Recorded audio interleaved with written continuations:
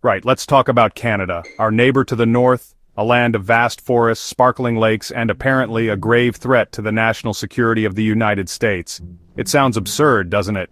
But in recent years, the relationship between these two long-standing allies has taken a rather bizarre turn. That vast, chilly expanse of politeness, a place where people apologize for bumping into, even if we're the one who did the bumping.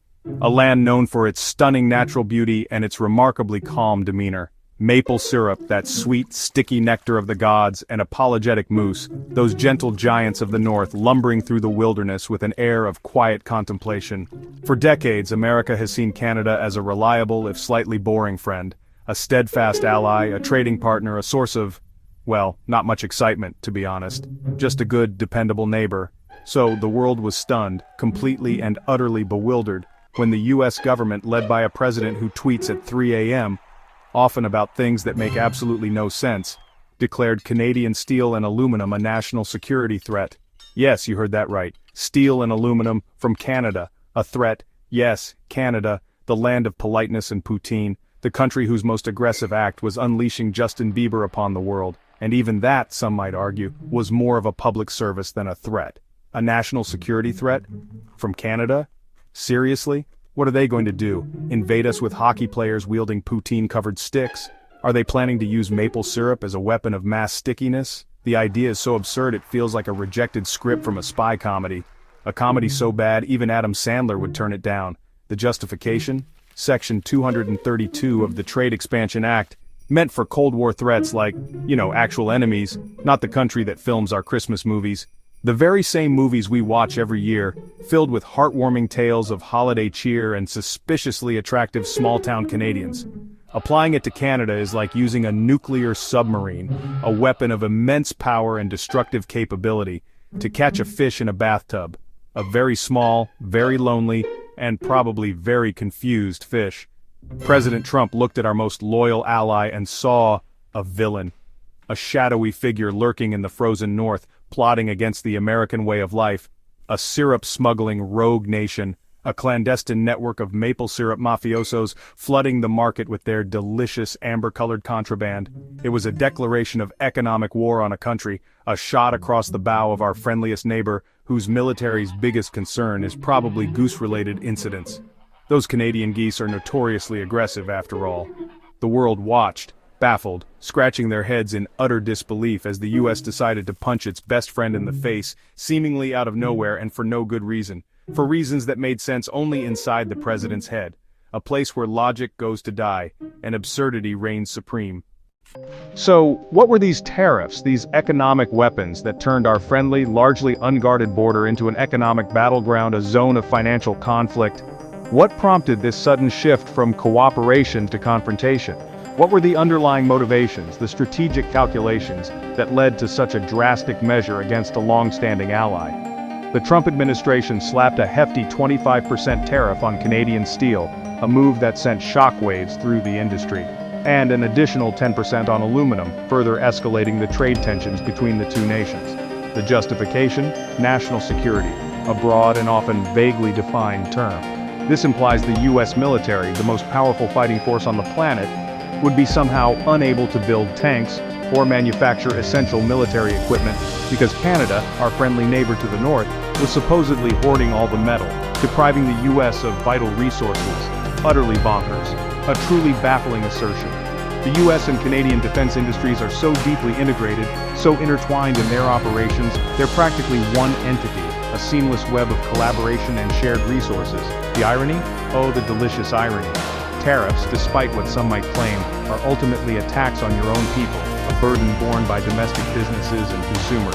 American companies, forced to pay these tariffs on imported goods, pay more for their raw materials and components, and inevitably pass the increased cost directly to American consumers, who see higher prices at the checkout. So, in an attempt to punish Canada, to somehow extract concessions or inflict economic pain, Trump effectively made it more expensive for Americans to buy cars, many of which rely on Canadian-made parts, washing machines, appliances that are essential for modern living, and even the humble beer cans, the very vessels that hold our favorite beverages. It's economic self-harm, a classic case of shooting oneself in the foot, like trying to win a race by deliberately shooting yourself in the foot. a strategy that defies all logic and common sense. The policy was a blunt instrument, a sledgehammer approach prioritizing bluster and bravado over careful consideration and sound economic principles. Trump fundamentally saw trade as a zero-sum game, a win-lose scenario, a wrestling match, a physical confrontation where he felt compelled to put our friendliest neighbor, a trusted ally, in a headlock, a display of unnecessary aggression. Canada, the country that consistently buys more American goods than China, a crucial trading partner, Japan, another key ally, and the UK combined, representing a significant portion of global trade, was suddenly, inexplicably, branded as public enemy number one, a dangerous and misleading characterization. Economists, experts in their field, were left speechless, utterly bewildered by the move, struggling to explain a decision that seemed to fly in the face of established economic principles, that defied all rational explanation, a move that appeared to be driven by something other than sound economic reasoning. It was a tornado in a teacup, a disproportionate reaction to a perceived slight, a self-inflicted crisis, a wound created by one's own hand, brewed by a man who seemed to believe he could bend reality to his will simply by shouting loudly enough. The result? What was the ultimate outcome of this economic experiment? A mess, a tangled web of economic damage that hurt American businesses and consumers more than anyone else. Trying to understand Trump's logic on trade policy is a daunting task, a labyrinth of contradictions and inconsistencies. It's a journey into a mind that often seemed to operate on a different plane of reality, where conventional economic principles were turned upside down. It's like trying to nail Jell-O to a wall, a slippery, frustrating endeavor where every attempt seems to end in failure. You grasp for a solid foundation, but find only shifting, unstable ground. His statements were a whirlwind of confusion and contradiction, a dizzying array of pronouncements that often seemed to contradict each other within the same breath. One moment he'd be praising a country, the next he'd be threatening it with tariffs. He even seemed to believe Canada burned down the White House, a bizarre historical revision that defied all logic and reason. A historical error, since it was the British who were responsible for that particular act of arson. It was a fundamental misunderstanding of history, a fact easily verifiable, yet seemingly ignored. Trump's core belief, the bedrock of his trade philosophy, was that trade deficits mean America is losing. He viewed international commerce as a zero-sum game where one country's gain was necessarily another's loss. But the U.S. often had a surplus with Canada, a fact that directly contradicted his simplistic view of trade. These inconvenient truths were often dismissed or ignored. To him, trade was a scoreboard, a simple measure of wins and losses, not a complex economic system with intricate interdependencies and nuanced benefits. He wanted to win at trade, to achieve a decisive victory over other nations regardless of the consequences, even if it meant blowing up the game board, disrupting established trade relationships, and potentially harming the global economy. Trump's complaints veered into the bizarre, often focusing on seemingly trivial matters and exhibiting a lack of understanding of basic economic principles. Like obsessing over Canada's dairy system, a complex issue that he reduced to simplistic and often inaccurate soundbites. It was less about policy, about crafting thoughtful and effective trade agreements, more about needing to call all the shots, to exert control and demonstrate his power on the world stage. When told tariffs would hurt Americans by raising prices and reducing consumer choice, he doubled down, insisting trade wars were good and easy to win, a statement that flew in the face of economic reality and historical precedent. In reality, trade wars are messy, complex, and often unpredictable, with unintended consequences that can ripple throughout the global economy, and hurt the country that starts them most, undermining its own economic competitiveness and harming its consumers and businesses. In Trump's world, confidence replaced competence, and a willingness to ignore expert advice became a badge of honor. And facts never stood a chance against the force of his unwavering self-belief. Enter Marc Carney, Canada's Prime Minister, the adult in the room. While Trump threw tantrums, Carney stayed calm and reasonable. He refused to engage in name-calling, responding with facts and patience.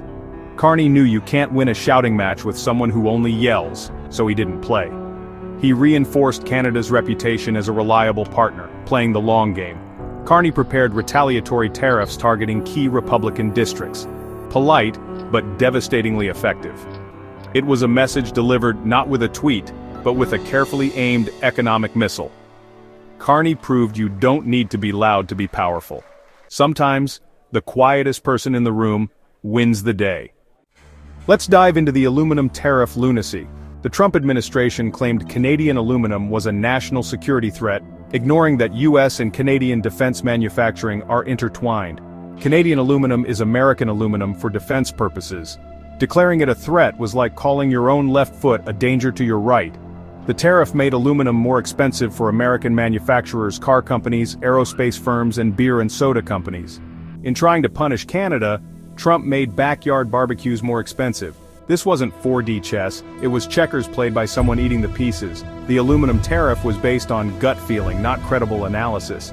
It was a self-defeating adventure that left everyone, except a few U.S. smelters, worse off. A shining example of how to shoot yourself and your closest ally in the foot at the same time. Faced with economic aggression, Canada had a choice: roll over or fight back. And fight back it did, in the most Canadian way. No angry speeches, just a list of retaliatory tariffs, a masterpiece of passive-aggressive economic warfare. The list targeted products from key Republican states: bourbon, toilet paper, orange juice, even ketchup. Each item was a polite dagger aimed at Trump's political base.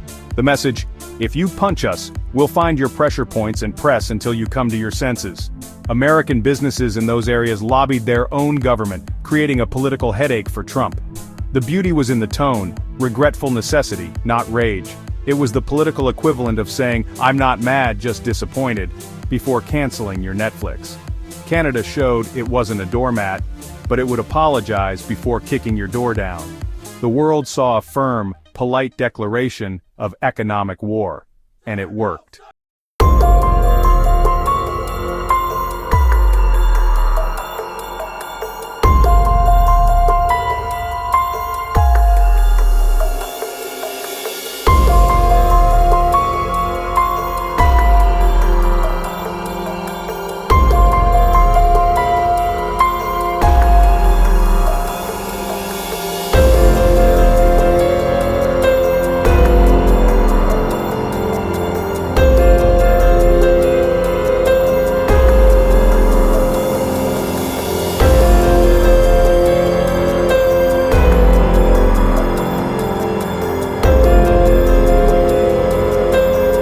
Personal grievances.